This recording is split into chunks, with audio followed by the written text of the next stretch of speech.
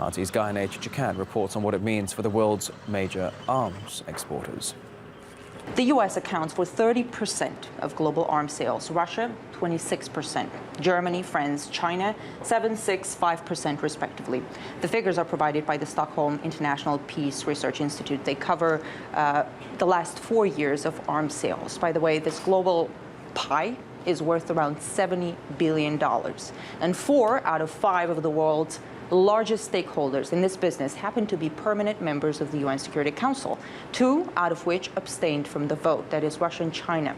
They cite a lack of clarity in the language of the treaty, in the part where it says arms transfers should be subjected to risk and human rights assessments first. So it's supposed to tie arms sales to the buyer's record on human rights, which sounds like a very good idea, but then this raises all kinds of questions like, do Bahrain or Saudi Arabia have a perfect human rights record? So the treaty leaves lots of room for all kinds of interpretations. Russia, being actually supportive of the effort to regulate arms sales, says it abstained from voting for the treaty, also because it does not ban arms sales to non-state actors. Despite the calls of a number of states, what was not reflected was the ban of the supply of weapons to non-authorized state entities. This is a significant shortcoming which will inevitably have impact on the effectiveness of the International Arms Trade Treaty. Even though the United States supported the treaty at the UN, Congress has made it clear that they will not let anyone tell the U.S. who to sell arms to. So it would be like the Kyoto Protocol, the one that set obligations on industrialized countries to reduce emissions of greenhouse gases. The U.S. also signed it and yet never ratified it.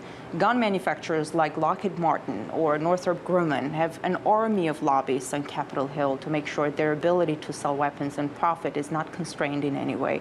But then Thomas Countryman, the Assistant Secretary of State who led the American delegation to the talks, defended the treaty, saying it will actually give American weapons manufacturers, quote, a better competitive position in the world. So maybe the U.S. government is actually trying to help its gun producers by supporting the treaty. Anyway, the international community seems united on one thing, and that is something has to be done about the unabated flow of arms in the world. But as they say, the devil is in the details. In Washington, I'm Ganesh Chakad.